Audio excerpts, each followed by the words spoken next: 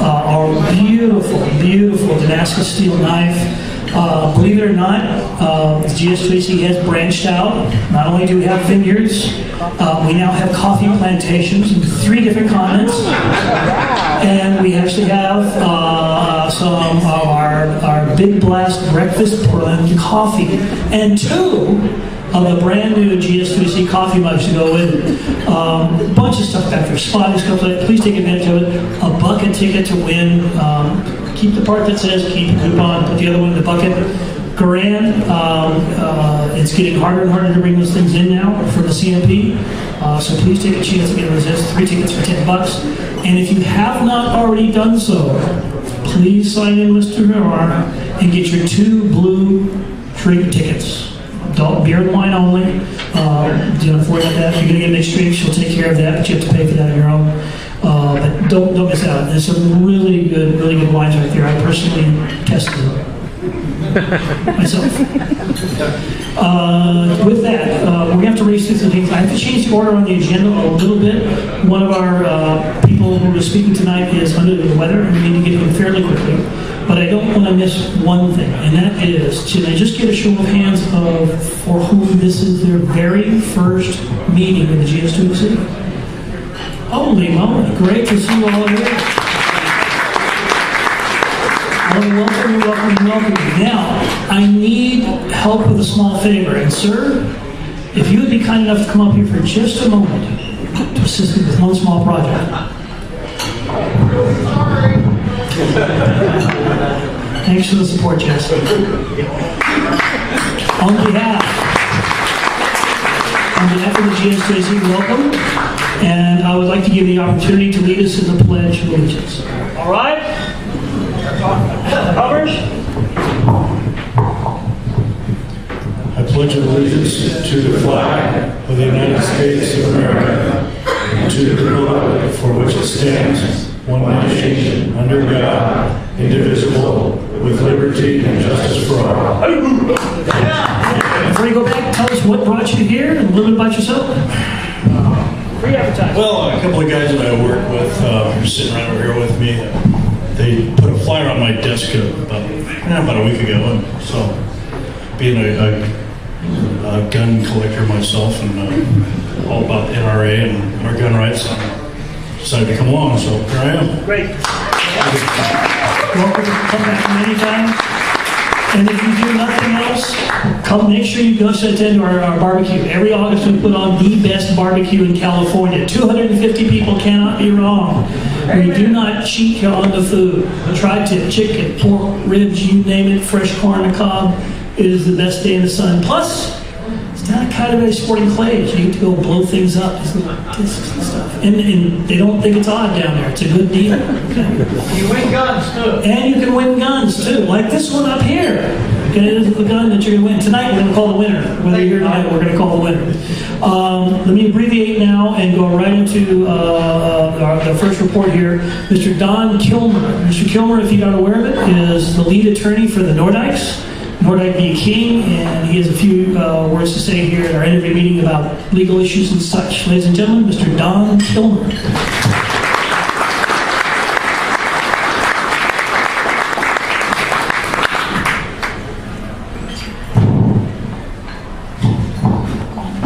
I am recovering from a nasty head cold, so I apologize for sounding a little quacky to you. The last time we met, we hadn't dealt with the legislative issues, have we? Anyway, the governor vetoed quite a bit of the really bad, onerous gun bills. And so we got a reprieve for at least another year from the state of California on a lot of things. But unfortunately, that has emboldened some of the local governments. And so Sunnyvale just recently passed an initiative that is going to rain holy hell down on a bunch of us who live in Sunnyvale, trying to outlaw things that are not outlawed in the state of California. Steps are being taken. I don't know if it's going to be my office or somebody else, but rest assured that there are lawyers looking at the Sunnyvale initiative, and a lawsuit will be filed forthwith. It may not be in my office. It may be Chuck Michelle's office from down south. Chuck's a good lawyer. and he'll do a good job for us.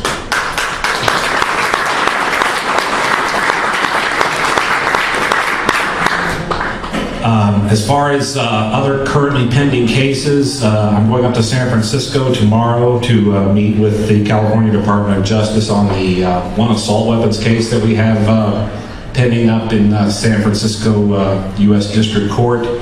That was a case that had to deal with, at last count, 5 people who had been wrongfully arrested for possession of assault weapons that were not assault weapons. In fact, in 4 of those cases, we got findings of factual innocence in the trial court, and the thrust of the lawsuit is not a direct challenge to the California assault weapons ban. It is a lawsuit attempting to force the California Department of Justice to issue either better regulations or clarifications of what is and is not an assault weapon.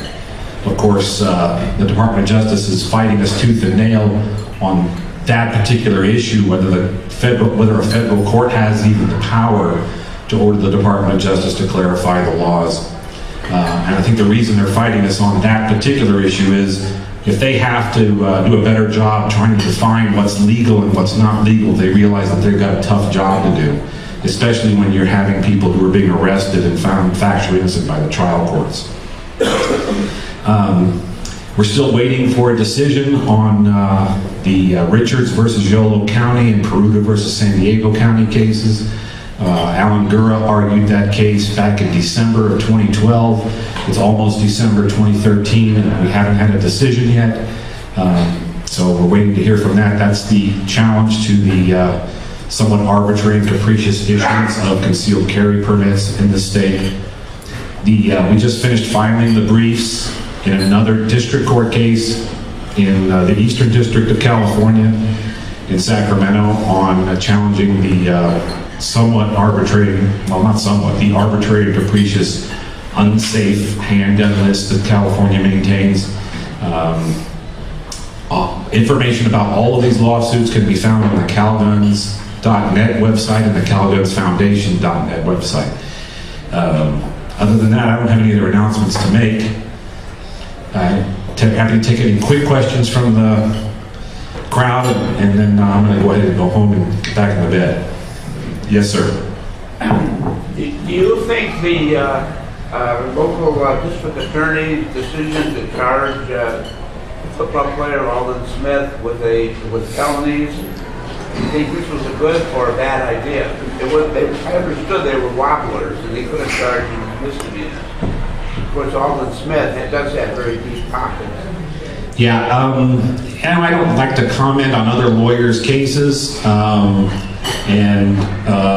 Our district attorneys, who knows why they make the charging decisions that they do, but ultimately if it's a wobbler, it's in the hands of the judge as to whether the judge wants to reduce it to a misdemeanor, even over the district attorney's objection. So that's a possibility, but I don't know enough about the facts about the case to say whether it's a good idea or a bad idea.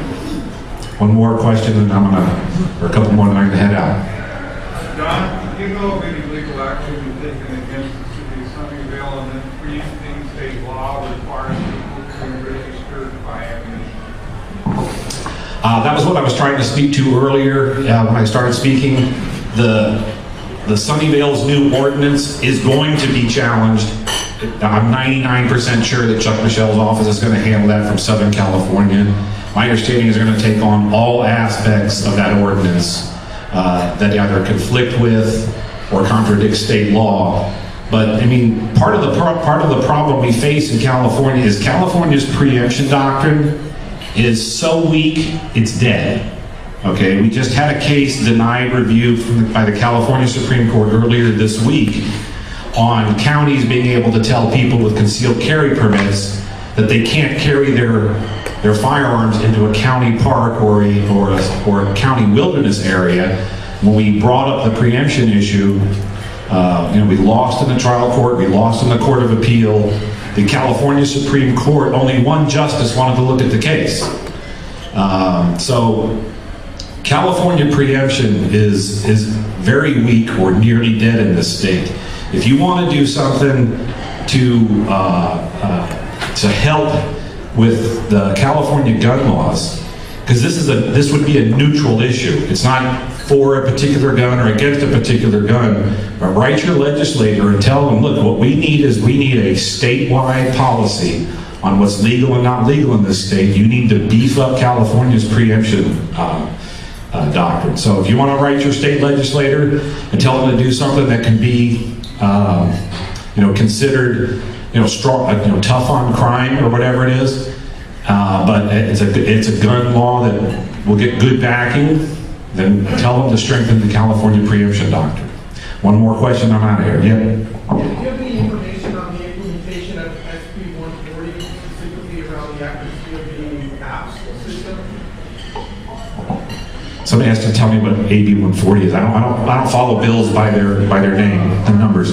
Armed prohibited persons list that grants on Well, the armed and prohibited program has been going on for a long time.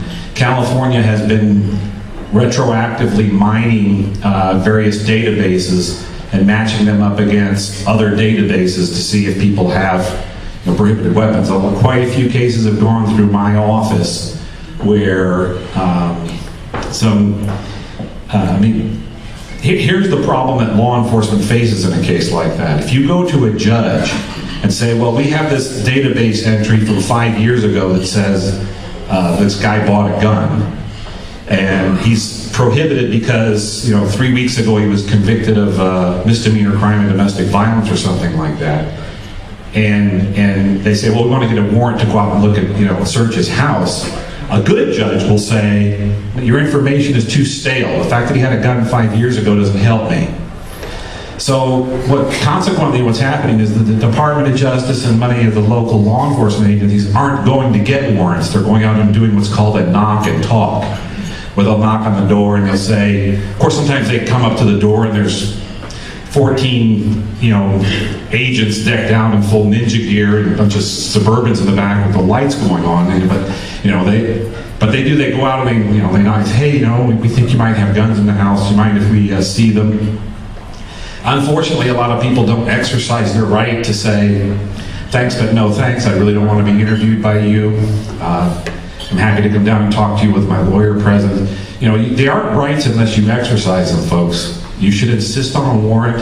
Obviously, never resist arrest, never obstruct a police officer from doing what he's going to do. You may disagree whether he has the right to do that or not, but never consent to a search of your home or your vehicle. Because once you consent, then your protection to say, hey, you didn't have a warrant to do this, goes out the window. So always insist on a warrant, always insist on your right to remain silent, always insist on your right to have an attorney present for questioning.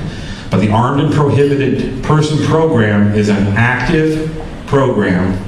There are law enforcement officers going out there every day and arresting people, and it's generated a lot of work for me, but it's also been quite tragic for the people that are having the problem. Okay, and a lot of times these people just got bad advice when they got convicted, like just put the gun in the safe, or tell them it's your wife's or something like that. Don't listen to the jailhouse lawyers who tell you what to do. Get the advice of a real lawyer and talk to somebody who knows the law, who can tell you what to do if you think that you're prohibited, okay? Prohibiting categories are if you're ever put on a 5150 hold, if you're convicted of a misdemeanor crime and domestic violence, if you're subject to a civil restraining order, if you're subject to a family law restraining order, the kind that requires notice and an opportunity to be heard and a hearing and all that stuff. There are other lists of categories that are quite exotic that make you a prohibited person, like renouncing your U.S. citizenship and dishonorably discharged from the military and stuff like that. So if you have a question, don't wait for the knock on the door. Contact the lawyer and say, hey, do I need to dispose of these weapons to stay out of trouble? Because you do not want to be convicted of being a prohibited person in possession of a weapon. Okay, thanks very much. You guys have a great holiday. Let's get down to the questions, especially the Some other meeting, just basic stuff. Remember, the ways you support the use of this room for free is that when you buy a meal, if you save the receipt and put a little box up in front by the register, like Mr. Barner has in the back, or I have up here, we get calculated for that. So enough meals, we get to use the room for free. This is not a cheap room, so please, if you've got a receipt for meals, bring it to me, bring it to Mr. Barner, we will take care of it from there. We've already talked about that, and then of course we have the free bar back there. Moving right into officer and committee report. I'm sorry. We forgot our soapbox. First of all, we need to abbreviate the soapbox today. Normally I give people a little more leniency, but we need to be very brief on this because we do need to get to our main speaker. He's been traveling extensively recently, and I'm sure he's dead on his legs. So, Gordy, you had some information about some good stuff that happened in Mountain View recently. Ladies and gentlemen, Big Gun Gordy.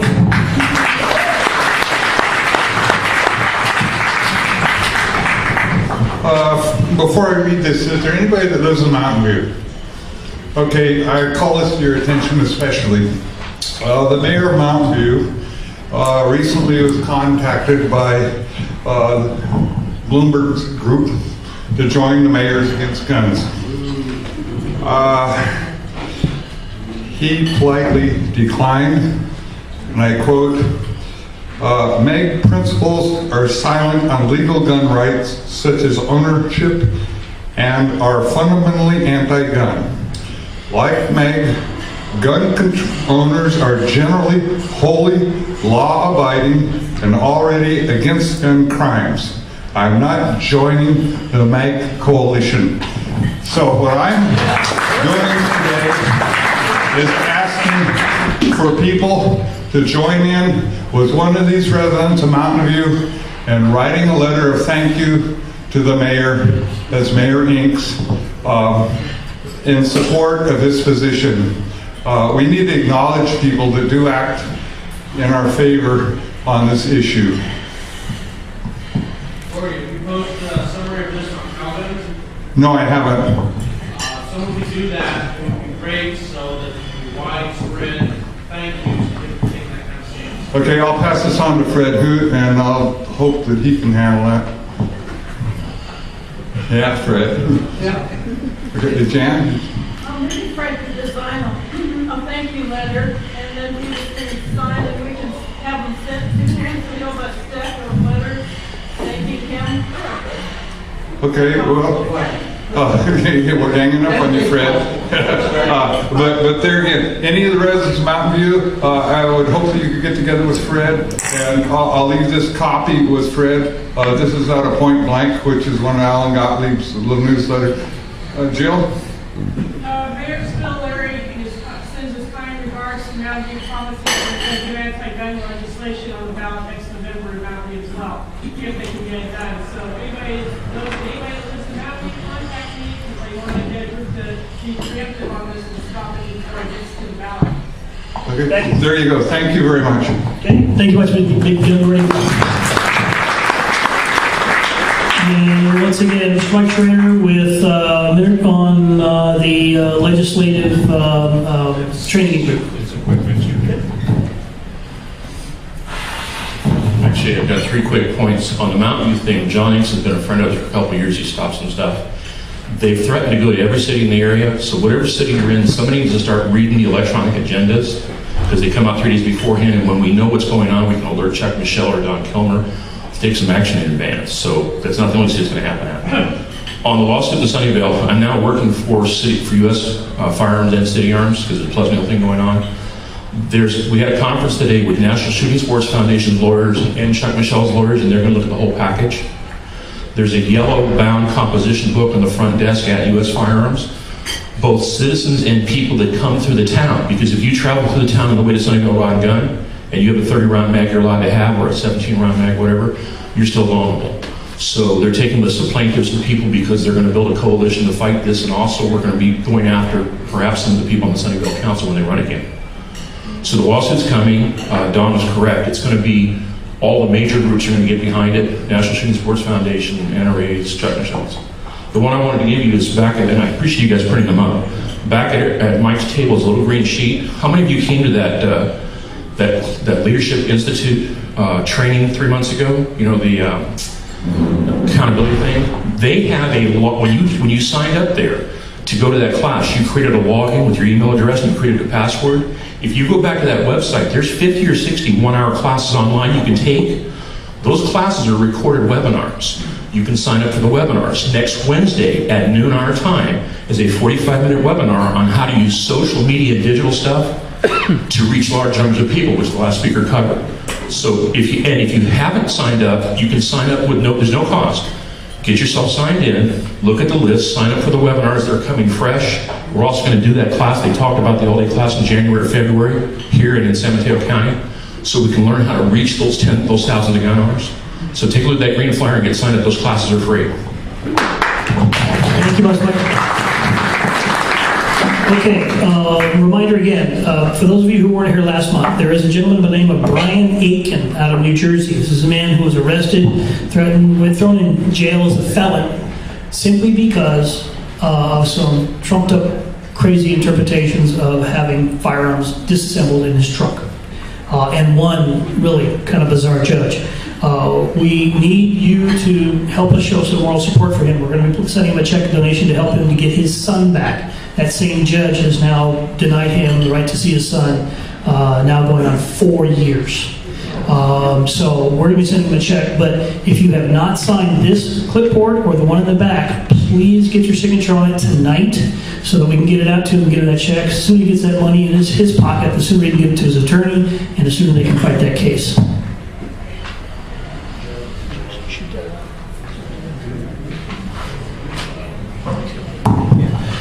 All right, on to Officers Committee reports. Once again, this is the big reading. Remember, you can win a grant. The winner will be chosen tonight. We talked about the bar and all that kind of stuff, and I will forego any other comments. So let's move right on to our next speaker, Mr. Vice President.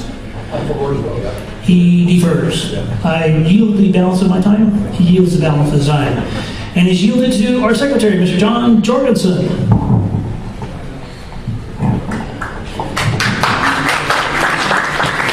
You know, it's rare that I don't get up and talk, so I have something to say.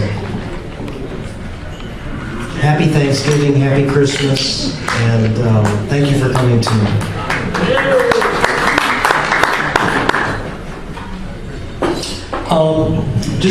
I'm reading some books, and I'd like to recommend these books to you.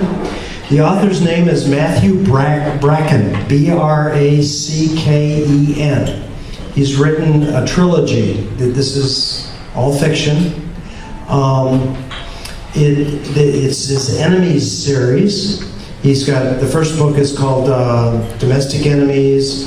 Second book is Foreign and Domestic Enemies, and the third book is Foreign Enemies. So it's kind of creative there. The books are really quite intriguing. They have lots of interesting stuff. There's romance. There's guns, and there's lots of guns and more guns. There's a little bit of violence, some cliffhangers where the hero, almost gets killed but pulls out right at the end. I really like these books. I think you will too. The theme is the dissolution of the United States. So it's fairly intriguing, and I encourage you. That's Matthew Bracken and the Enemies trilogy. I got it on my Kindle, so you can get it from Amazon. I was going to do something slightly different tonight. How much time do I have?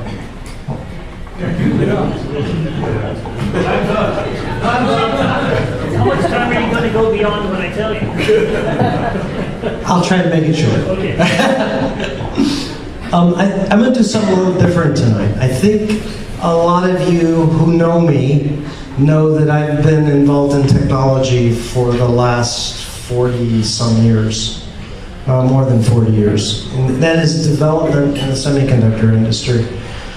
So I've been around technology, I'm interested in it, and I've been looking at, and I look at stuff that's adjacent, obviously not just semiconductor stuff. And probably a lot like you, I am a little frightened by what some of the new technologies are doing to liberty in our free country, or what was becoming less free. Things like data mining and drones, NSA spying on us, listening to phone calls, looking at internet information, face recognition, eye recognition. The police can take a picture of the street and pick you out and scan it and then put it through a whole bunch of stuff and figure out who you are and how much money you got in the bank and a few other things. So I see that as, negative toward liberty. That is obviously not working in our favor on liberty. But there's some other technology that's being developed right now that I think is doing this for liberty. And I want to talk a little bit about that for just a minute. Another minute?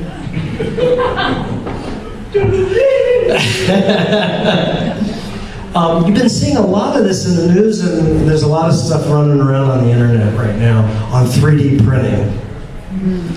3D printing, you've seen people, there's been stories of people making these little plastic guns, like the Liberator, they shoot one shot, the gun blows up, but the bullet goes out and does something to somebody or something, or a target. And so there's these plastic guns, 3D, being made with 3D printing. And whether you know this or not, there are 3D printers now in the market for the home market that are less than $2,000 a piece. So this is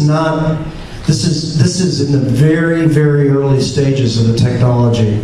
You think about inkjet printers and laser printers back 20, 30 years ago and where they are today, and other technologies, how quickly this stuff advances and the cost comes down. The plastic 3D printers they're going to become cheaper, the software is going to become available, and people will be able to make all kinds of things. Well, I just saw this week, there was a YouTube video on it, and there's some emails flying around. There's a company down, I believe they're in Texas, called Solid Concepts. They have made all of the parts of a 1911 steel, not plastic, steel, all the parts except for the springs. And they have made this with a 3D printer. Now this is not a $2,000 printer, by the way. This is probably a $200,000 printer. With today's technology, but remember, I believe this is at very, very early stages of technology development. They print all of the metal parts of a 1911, put the gun together, get some springs that they can't print, and put them in the gun, and they can fire it. Fire it accurately, nicely. It's a beautiful gun too. If you look at the YouTube video, it's a very nice looking pistol. If you're interested, the way 3D works is you print. The way 3D metal works is you print layers. Well, that's the way the plastic works too. But you put down powder, steel powder, and then you take a laser and you anneal the steel powder so that it becomes molten metal and then becomes a part. And you do it layer by layer by layer by layer, thousands if not thousands of layers to make just one part. Well, my point on all of this is that I think that it's possible, it's likely. Now, obviously, the government's going to try and stop some of this stuff. It's very likely that 3D printing is going to make it much easier for access to firearms. And I don't see how they really can stop it, because the 3D printing is needed in industry for other purposes other than just making guns. So my point was, and I hate to bore you with all of this stuff, and I'm sorry about that, is that there's some technology that's doing this to our liberty, and we're trying to fight all of that. There's some technology that's doing this to our liberty. And that's it.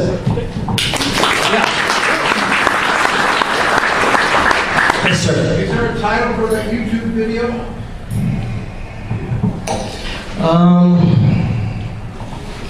I I would look, yeah, there was, but I don't have it written down here. 1911 printed. Give me your name. Yeah, I think it's 1911, 3D 1911, something like that. If you Google 3D 1911, solid, That's fine, thanks. I'm sure you'll find it. I'm sure you'll find it. Get their, at the end of the meeting, get their emails, we can send it to them. Yeah, I can do that. I'd be glad to.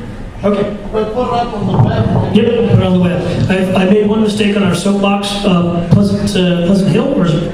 Pleasant Hill, briefly, Pleasant Hill.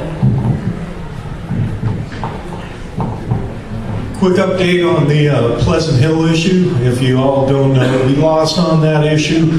As he was saying about technology, we have some technology that's this way for us and some that's that way. Same thing with politicians. We got at least one good guy in Pleasant Hill. If Jack Weir is here, I'd like to acknowledge him. Jack, are you here? Mr. Weir is a city council member for the city of the city of Pleasant Hill. Before the vote, each city council member had an opportunity to speak regarding the issue, and Jack Weir, he was amazing to hear that guy speak about liberty and freedoms, our fight, and acknowledging that our fight is the nation's fight type of dialogue. And I would like to suggest that our organization send him a letter of thanks for his stand at the Pleasant Hill City Council. The man put up a good argument and a good fight, and we lost by a count of 3-2. The third waffler, I think he just kind of wanted to go along with the party line, but the mayor over there on Bloomberg's list, and the predetermined agenda, it just kind of stank. After the vote, you had the half a dozen clappers that were there, and everybody else kind of walked out shaking their head going, yeah, figures. So that's where we're at. And all in favor of hitting a letter of support to the Jack Weir, say aye. Aye. Say no. Done. We'll be done. All right, final report would be the treasurer reports. Mr. Darren Baker. Okay, short and sweet as always. Our account remains in good standing with a balance.